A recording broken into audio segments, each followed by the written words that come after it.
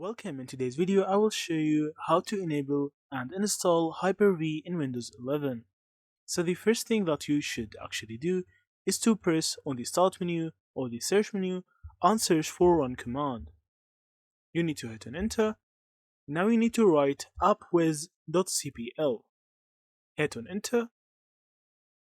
Now this menu will appear. You need to click on Turn Windows Features on or off.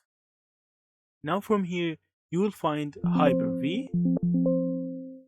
So from here you will find Windows Hypervisor Platform. You can just turn it on, or depending on your Windows version, you will find Hyper-V.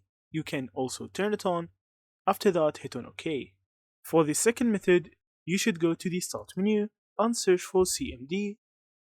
Click on Run as an administrator.